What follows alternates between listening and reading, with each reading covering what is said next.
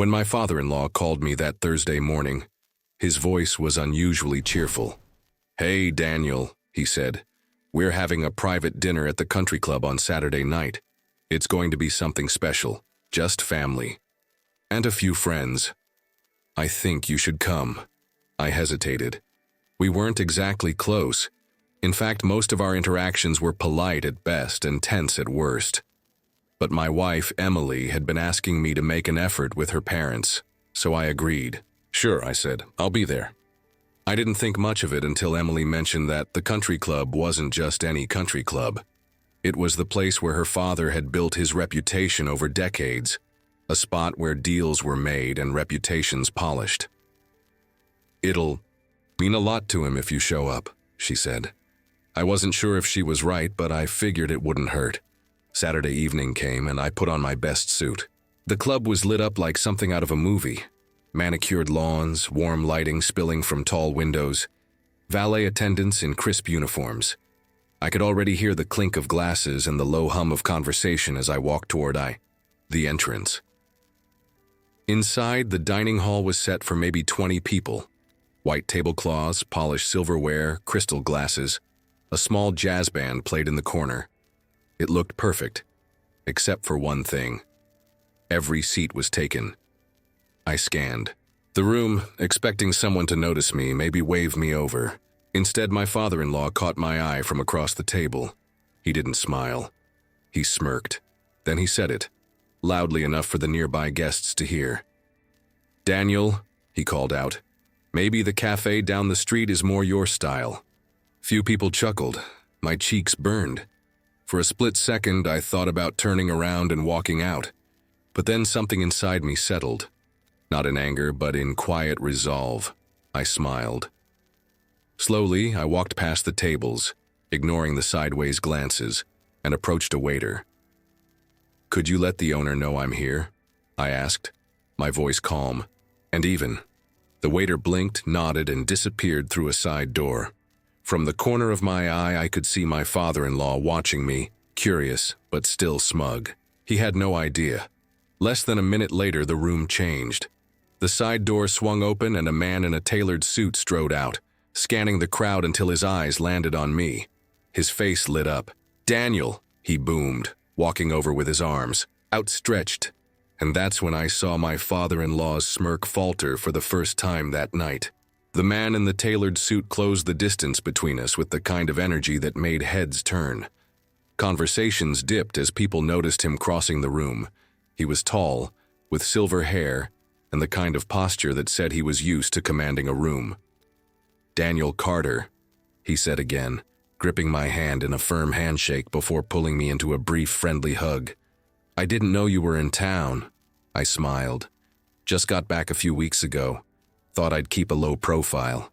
He laughed, a deep, easy sound. "You, low profile, not in this club." He turned to the nearest waiter. "Bring us a bottle of the '89 Merlot and set a place for Mr. Carter at my table." The ripple of surprise that went through the room was almost visible. A few guests shifted uncomfortably. My father-in-law's smirk had vanished entirely, replaced by something I couldn't quite read. Maybe confusion, maybe irritation. "Forgive me," the man continued, turning to the table where my father-in-law sat. "I'm William Harris, the owner here, and this man," he placed a hand on my shoulder, "is one of the finest people I know. If you're in my club, you treat him like family." The words landed like a gavel strike. Chairs creaked as people adjusted themselves. Emily's mother looked from me to her husband, clearly realizing she'd been left out of some crucial detail. My father-in-law managed a stiff smile. "Of course, William. Didn't know you two were acquainted." William grinned. "Acquainted?" "Daniel and I go way back. He pulled my company out of a cybersecurity nightmare years ago. If it weren't for him, half of what I own might have been lost." That wasn't the full story, but it was close enough. I'd done contract work for William's investment firm when a data breach nearly destroyed them. It was high-pressure, round-the-clock work, but in the end, we stopped the leak and caught the insider responsible. We'd kept in touch since. William gestured to a seat at the head of his table. Sit here, Daniel. I want to hear what you've been up to. I walked past my father-in-law, his eyes following me. There was a flicker there, maybe recognition, that the evening was no longer unfolding on his terms. As I sat, William leaned in and lowered his voice. You didn't tell me you were connected to this crowd. Wasn't sure I was, I replied, glancing briefly toward my father-in-law. William smirked. Well, you are now. And I think it's going to be an interesting night. From that moment on, the power in the room had shifted. People who'd barely acknowledged me before were suddenly warm, asking questions, trying to engage. But I knew, better than to think it was genuine. This wasn't about me. It was about what my presence meant now that William had made it clear I had his respect. And I could feel it. My father-in-law was already thinking of ways to regain control. Dinner service began, and the clinking of silverware filled the room. William kept me engaged in conversation, asking about my recent projects, travel, and family. It wasn't forced. He genuinely cared. But I could feel eyes on us the entire time. Across the table, my father-in-law sat with his arms folded, his fork untouched. Every now and then, he'd lean toward the person next to him, whisper something, and both would glance in my direction. I didn't need to hear the words to know they weren't flattering. Emily was seated 2 chairs away from me, clearly caught between the 2 worlds colliding in front of her. She smiled politely whenever our eyes met, but her fingers twisted, her napkin into tight knots. The appetizers arrived, seared scallops over a bed of risotto, and William made a point of asking the chef to come out and greet me. This man, he told the chef, is someone I trust with my life. Treat him right. The chef, a tall man in a white jacket and toque, shook my hand like I was an honored guest. I caught my father-in-law's jaw tighten. The cracks in his control were starting to show. As the main course was served, prime rib with rosemary jus, the conversation at my father-in-law's end of the table grew louder. Laughter that didn't match the moment, forced and brittle. He was trying to reclaim attention, but William's presence kept drawing the room back toward me. Midway through the meal, my father-in-law finally made his move. He raised his glass. "A toast," he announced, his voice booming just enough to quiet the room. "To family, and to knowing your place in it." A murmur of polite chuckles ran through the table, but William didn't laugh. Instead, he set his glass down slowly and looked at me. "Daniel," he said, "why don't you tell them about that night in Chicago?" My father-in-law blinked. "Chicago?" I nodded, leaning back slightly. "The data center incident," I said, "the one that could have wiped out a quarter of the Midwest's banking records." It wasn't boasting, just stating a fact, but the weight of the words shifted the room again. People leaned in, curious. My father-in-law's eyes darted between faces, realizing the control he'd been trying to hold was slipping further away. I told the story simply. The breach, the race against time, the long hours with a small team that refused to give up. I didn't embellish, but I didn't need to. The reality was impressive enough. By the time I finished, William clapped me on the shoulder. And that's why I'd trust Daniel with anything I own. The silence at my father-in-law's end of the table was deafening. I took a slow sip of my wine, the taste rich and warm. I didn't look at him. I didn't need to. The shift in the room told me everything, but the night was far from over. The conversation after my story lingered in the air, like the aroma of the prime rib, rich, heavy, impossible to ignore. William was still smiling, sipping his wine, and the other guests seemed to recalibrate their opinions of me in real time. I could see it in their posture, shoulders squared toward me, eyes attentive, voices warmer. My father-in-law, however, had gone quiet. Not the kind of quiet that comes with reflection, but the kind that simmers before boiling over. He kept his hands folded neatly on the table, the stem of his wine glass untouched, as if gripping his composure by force. Emily shifted uncomfortably. I caught her glancing at her father, then at me, like someone watching a storm form on the horizon. She wasn't wrong. I could feel the pressure in the room. Dessert menus arrived, small, leather-bound booklets laid neatly in front of each guest. As I scanned mine, my father-in-law excused himself from the table. No one asked where he was going, but I watched him head toward the back hallway, where the club offices and service corridors were. William leaned toward me. "He doesn't like surprises, does he?" I smiled faintly. "Not the kind he can't control." A few minutes passed before he returned. His expression smoothed back into something more pleasant. But I knew better. Whatever he had been doing, it wasn't just stretching his legs. When the desserts arrived, a choice between crème brûlée, chocolate soufflé, or a seasonal fruit tart, I noticed a subtle shift. The waitstaff was suddenly more attentive. To the far end of the table where my father-in-law sat, fresh drinks appeared before anyone asked. Small plates of appetizers, long since cleared from our side, reappeared there as if by request. It was a quiet play for dominance, not overt but deliberate. He was signaling that his influence in the club's staff still outweighed mine. William noticed too. He didn't comment, but his gaze followed each small gesture, every tray that passed one end of the table to the other. The man didn't miss much. Then came the first whisper. The woman seated beside me, a distant cousin of Emily's, leaned in and said, "He's telling people you're embellishing, that you made that Chicago story sound bigger than it was." I kept my voice even. "And do you believe that?" She hesitated, then shook her head. "No, but you should know." The undercurrent was real now, flowing just beneath the polite laughter and clinking glasses. My father-in-law was planting seeds, hoping they would take root before the night was over. William, sensing the shift, leaned closer. "Want me to shut this down?" he asked quietly. I shook my head. Not yet. It wasn't pride, it was patience. You don't cut the line the moment you hook a fish. You let it run a little, tire itself out.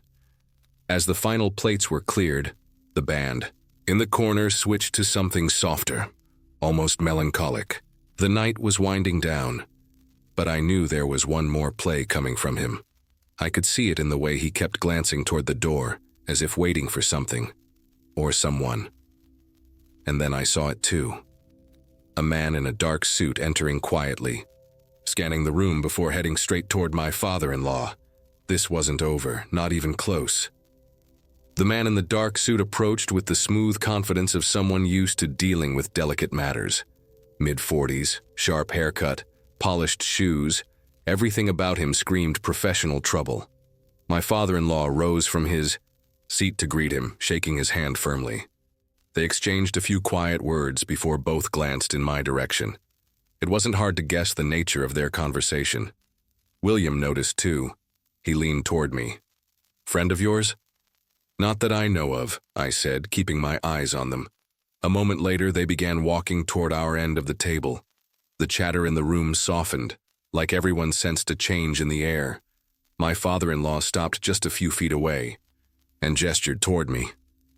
"Daniel, this is Michael Lang," he said. "Club board member." Lang extended a hand. "I've heard a lot about you tonight." I shook it, noting the firmness of his grip. "Hope most of it's good." He smiled faintly. "Depends who you ask." It was meant to sound casual, but there was a bite underneath. I'd been around long enough to recognize when someone was testing the waters before diving into deeper conflict. Lang took a seat beside me without asking. "William tells me you're the reason his firm survived that Chicago incident. Impressive, if all the details are accurate." I didn't flinch. "They are." My father-in-law leaned forward, his voice smooth. "Michael's been on the board for over a decade. He's protective of the club's reputation. We wouldn't want any exaggerated stories floating around." There it was, the play. Not outright calling me a liar, but casting just enough doubt in the minds of those listening. William didn't miss a beat. "Michael, I was there. Daniel downplays what he did. If anything, he's making it sound smaller than it was." Lang raised an eyebrow. "Interesting. Still, the board has to be careful. We've had people overstate their accomplishments before to gain influence here." The implication was crystal clear. This wasn't about fact-checking. It was about undermining me before I could cement any position of respect in this room. I could have pushed back hard right then, laid out the proof, named the people who'd been there, even produced a few documents I still had archived. But that would have given them what they wanted, a public argument, a show of defensiveness. Instead, I smiled. I understand. Reputation is everything in a place like this. I paused, letting the words settle. That's why I'm careful about who I work with and who I vouch for. For a brief moment, Lang studied me. My father-in-law shifted slightly, like he wasn't sure whether I'd just threatened or complimented him.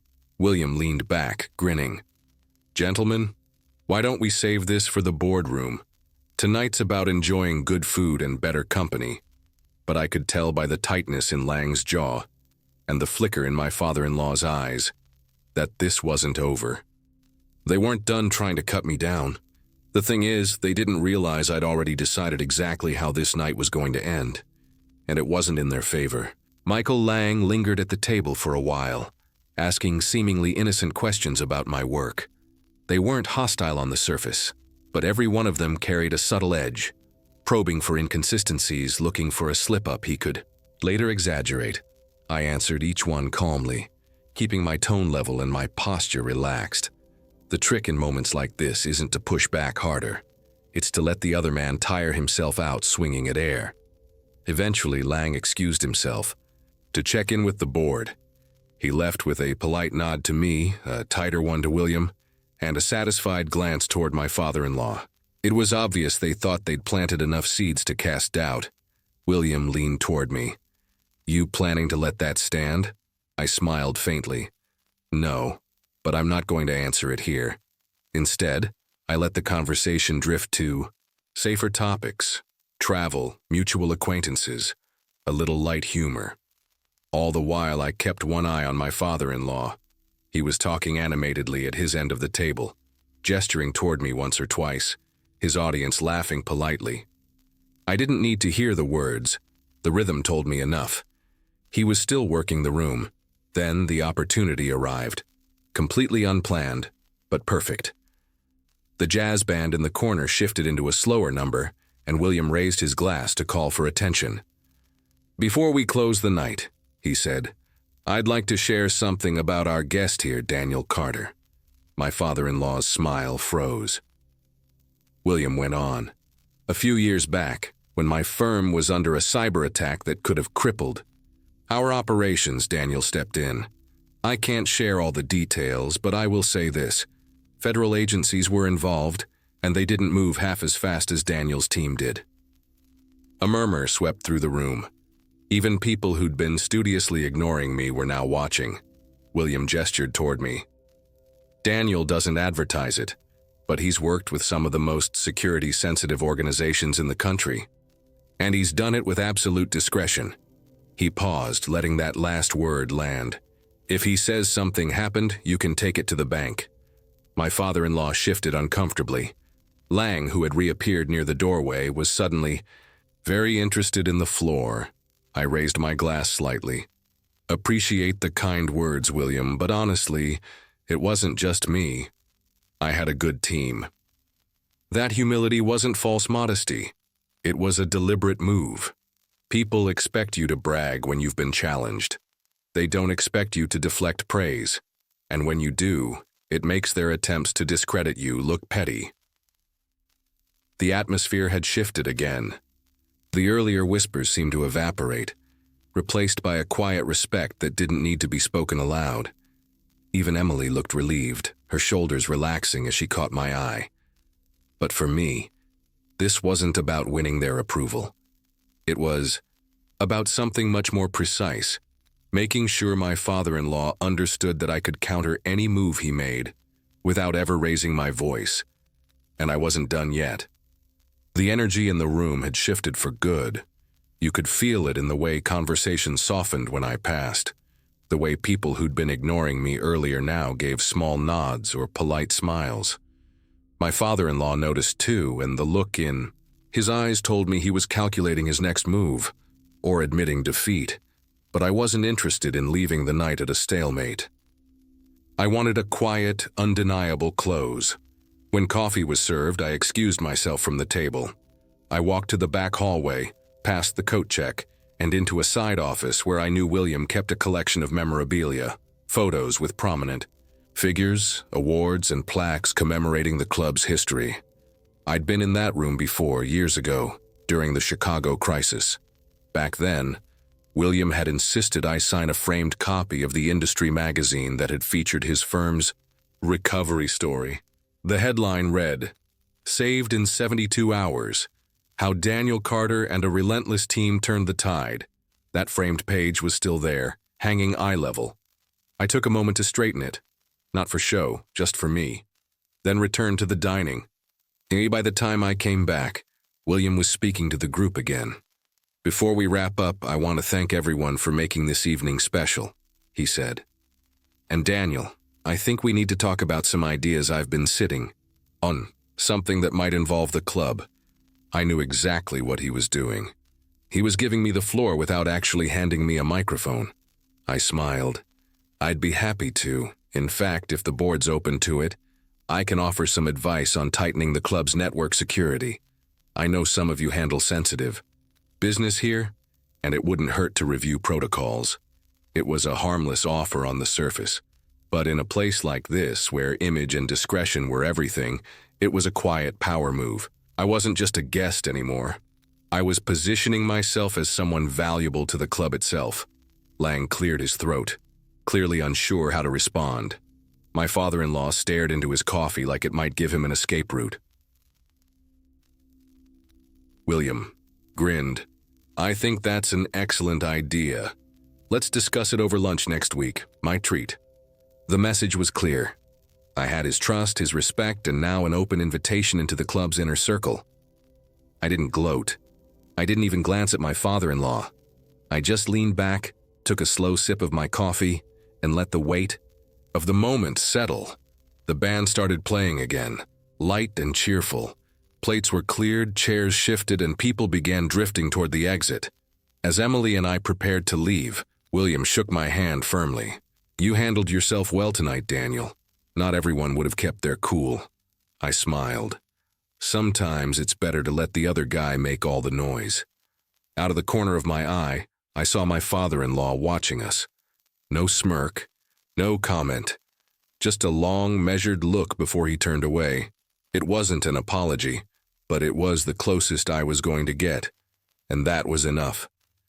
The next morning, the house was quiet. Emily had already left for her early yoga class, and I sat at the kitchen table with a mug of coffee, the steam curling upward in lazy spirals. Outside, the world was waking up, sprinklers ticking on, the distant hum of traffic, a lone jogger passing by. I replayed the previous night in my head, not with the adrenaline of a fight won, but with the calm satisfaction of a plan executed, without ever having to announce it. There'd been no shouting, no public humiliation, no dramatic walkouts, just a steady shift in the balance, one small move at a time, until the outcome was inevitable. Emily came home just after 8, dropping her gym bag by the door. "You were quiet when we left last night," she said, pouring herself a glass of water. "Dad, too." I smiled faintly. I figured we'd both said enough without speaking. She studied me for a moment. "You know he's not going to admit." "He was wrong, right?" "Of course," I said. "That's not why I went." She tilted her head. "Then why?" I took a sip of coffee, letting the warmth settle before answering. "Because some lessons don't need words. They need to be felt." We didn't talk about it again, but I noticed the change almost immediately. A few hours later, my phone, an unfamiliar number. It was Michael Lang. "Daniel, would like to discuss security consultation for the club. Let me know your availability." I chuckled to myself. That hadn't taken long. By Monday, William had confirmed lunch for the following week, and by Wednesday, Emily mentioned offhand that her father had spoken highly of me to a neighbor. He hadn't told me directly, but I didn't need him to. In my world, silence often speaks louder than praise. That weekend, Emily and I drove past the country club on our way to dinner. The gates stood open, the manicured drive bathed in golden light from the setting sun. For a brief moment, I thought about pulling in, just to see if my father-in-law was there. But I didn't. Instead, I kept driving. The point had been made. As we reached the restaurant, Emily slipped her hand into mine. "I'm glad you went," she said softly. I squeezed her hand back. "Me too. There's a kind of victory that doesn't come with applause or trophies. It's the victory of walking into a room where you were underestimated and leaving it with quiet, undeniable respect. The kind where you don't have to prove anyone wrong with words. Your presence does it for you. And as far as I was concerned, that was the only kind of win worth having."